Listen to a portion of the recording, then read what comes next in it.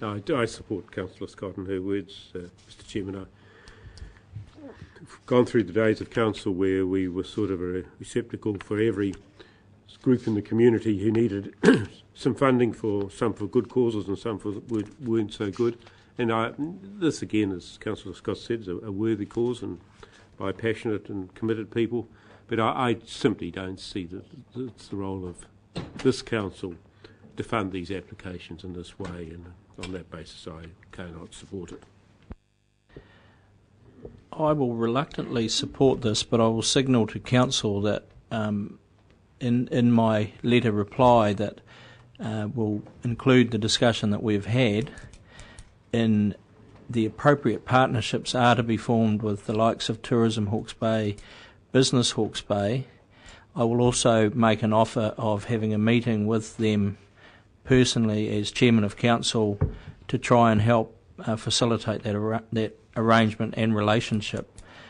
I do agree that we shouldn't be the primary or the interface partner, but I disagree that they are not worthy of more discussion and be provided a more clear pathway, if you like, to other organisations that may be able to help them with their aspirations. So I'll just signal that in the letter reply that would be my course of action. So.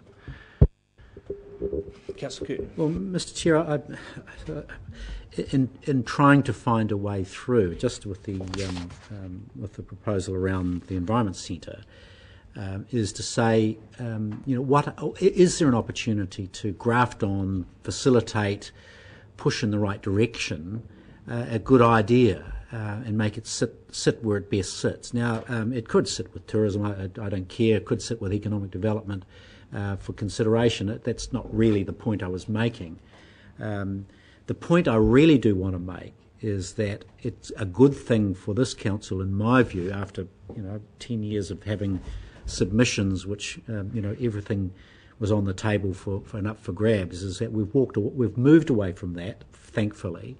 But it doesn't mean we should close our eyes to good ideas, and it doesn't mean we're totally immune from opportunities that arise. So I think we need to be a little bit more accommodating around that, and just explore it some more. So I take on board your own comments around certainly setting a dialogue up, seeing whether there's some money in the current allocation, and perhaps it's a reasonable argument for a slight increase into one or other of those budgets, even in a supplementary discussion later during the year. So that's my point, Mr Chair, is that I don't think we should close off the opportunities and that confront us for the want of staying pure to a no fund position.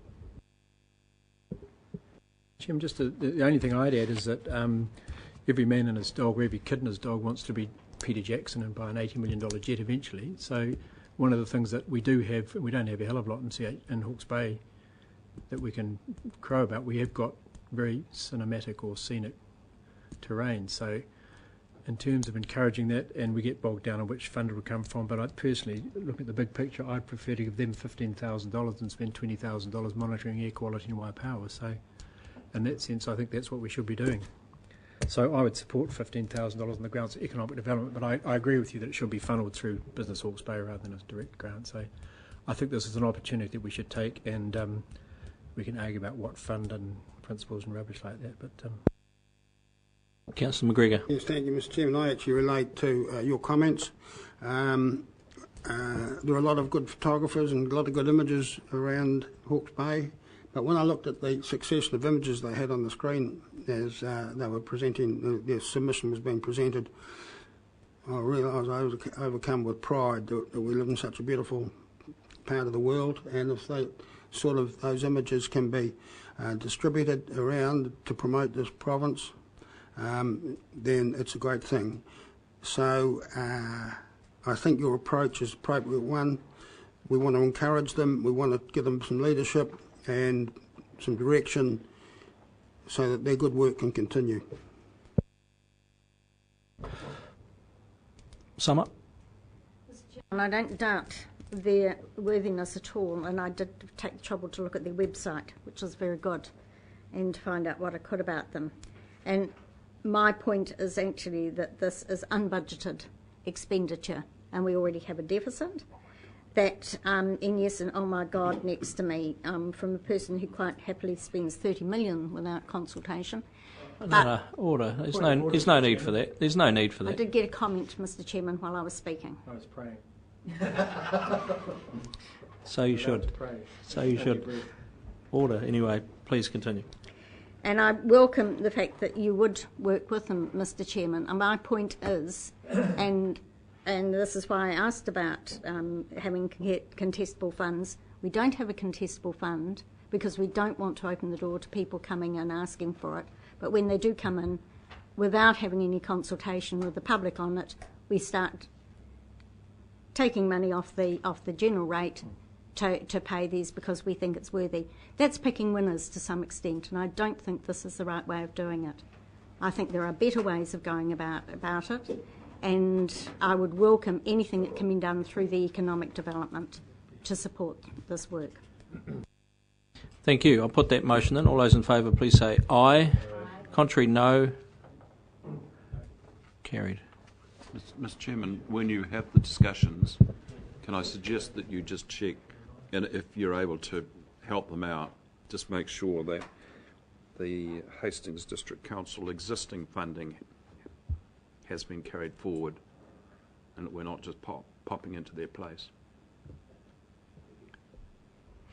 Right. And we do have a contingency budget, do we not? Still? Yeah. Not that you want to be Mr. diving Chairman, it's 100. No other speakers. Put that motion. All those in favour, please say aye. Contrary, no. Carried. GMO-free Hawke's Bay.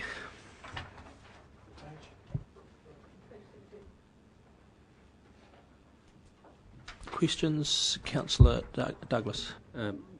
If I could ask a question of, it's staff comment 3, this forum, I didn't go to the forum, but it said there was some suggestion that should this be approved in any sense, the proper mechanism is through district plan rather than regional plan. And I'm just wondering if somebody could give me some background to how that view came about. Hopefully I can. The issue really, or that comment was based around experience elsewhere in the country, particularly in Northland, where they're sort of further along the track than most other parts of New Zealand in terms of regulation. And the experience that they found there was that the ability of land use rules to be able to deal with genetically modified crops was through district plans. The functions of regional councils limit our ability to make land use rules to where they impact on soil conservation, water quantity and water quality. So we have no other ability under the RMA to direct land use. That comes through the district plans. It's the doing function. We look after the effects function in very clear, basic terms. Mr. Chairman, I don't wear a planner's hat very often, but I can do occasionally, and I understand where that comes from, but I disagree respectfully. I don't think I get a lot of support, but I actually support this for the reasons that they argued. I'm sorry, I'm in debate, but so it's not a question. I'll wait till there's a motion and then I'll discuss it. Okay. Someone happy to move in a certain direction, whatever it might be? Happy to move, Councillor Scott. Seconded, Councillor McGregor. Wish to speak, Councillor Scott. Mr. Chairman, the annual plan is an operational budget, and we have signalled our precautionary approach on this through that. But of course, it's not a policy document as such. The forum was quite interesting. We've had several presentations to this council on the economic advantage that would offer the region by making a declaration of it being GMO-free. In fact, the research that came out of Otago University, which was the last speaker at the forum when 90% of the people had left, clearly said that all the research they had done on it worldwide showed there was no economic advantage to the region. So that didn't actually stack up. So I think the approach that we have signalled through the plan without having policy in place, because the place to introduce policy is through our planning documents, not through the annual plan.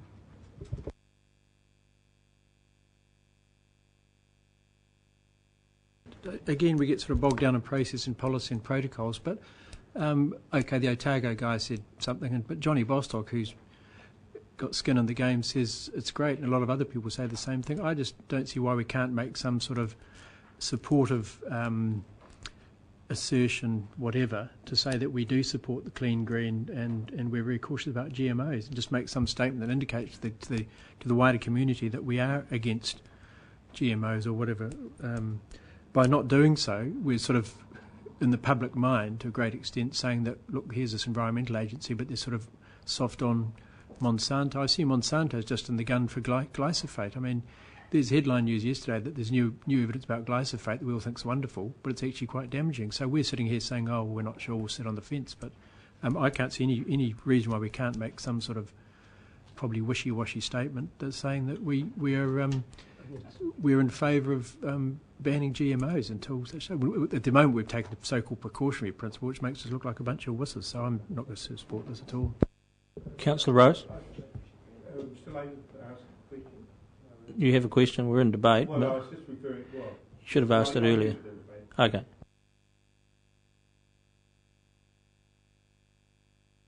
Microphone, please. What the people who are wanting to limit GMOs or make them illegal, it's for the field GMO trials, not for the internal laboratory trials. But in my view, Mr. Chairman, we to have a successful genetically modified organism, they need to be field tested. And I go back to the example, and I've got the support of Paul Painter, one of the Hiratonga Plains probably leading fruit growers. There's clear evidence now that black spot may well be able to be eliminated by the use of GMOs, which of course will require field trials.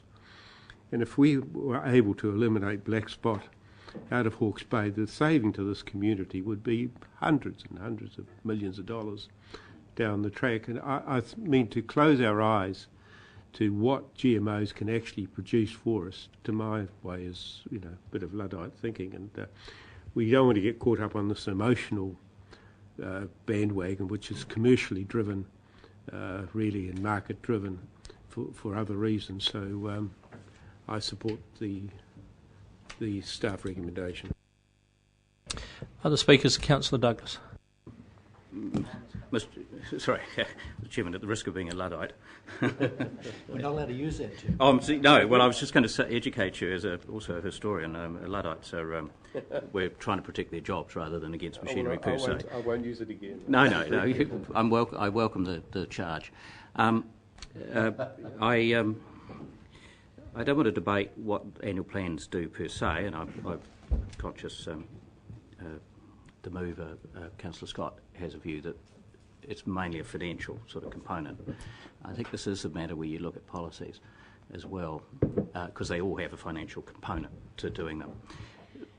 I will vote against the motion, not because I disagree with what Councillor Rose has said per se. In fact, I think he's on the money. But two things. One is a plan change has a lifetime, and it comes up for review. And in the next 10 years or so, I don't think anything's going to change in respect to a black stop trial in Hawke's Bay. In the meantime, however, there is, I've seen other stuff, not the Otago stuff, and I have read the Otago stuff, I did go to the forum, which suggests that you can make an economic fist of this in terms of something that's different. And unless we have audacious views in Hawke's Bay, we will continue to be the Hawke's Bay that we've perhaps slid along on a bumpy road. And while I am no fan of GE-free per se, or organic per se, I actually see that economic argument working very well for Hawke's Bay in terms of what we are good at, which is food. And if we're ever going to make a fist of that, then I think we need to think about things like this. Should this motion fail, the view I would take, foreshadowing, would be that we do ask legal advice whether it is possible to do this under a regional plan. And secondly, as subject to that advice, we put a consultation document out in respect to the Northland or other similar ideas that are floating around. The thing that I see worst out of all of this, if Hastings does something and the region doesn't do something, we go back to the Hawke's Bay problem. And I'm not arguing for amalgamation per se here, but I'm just arguing that somehow we are the region here, and therefore we need to take a regional view of this matter, because it's an important matter. And if Johnny Bostock and others, and I'm not favouring them per se, think that there's an economic value in there, we ought to think about that too. Now, in our crops, we've got 40 orchards now in Hawke's Bay. Our crops are naturally organic. We don't spray the darn things. And possibly there's nobody going to do a GE fig that I'm aware of. God knows what it would look like. But on the other hand, there are other ways we can make a fist of selling Hawke's Bay. And frankly, if we don't, then Hawke's Bay will continue the problems that we see. And the dam, however important it is, and I'm a general supporter of it, will only make a modest difference. We really have to make bigger differences than that. That's why I will vote against it, not because I disagree with it necessarily, but I think there is a better way of doing it.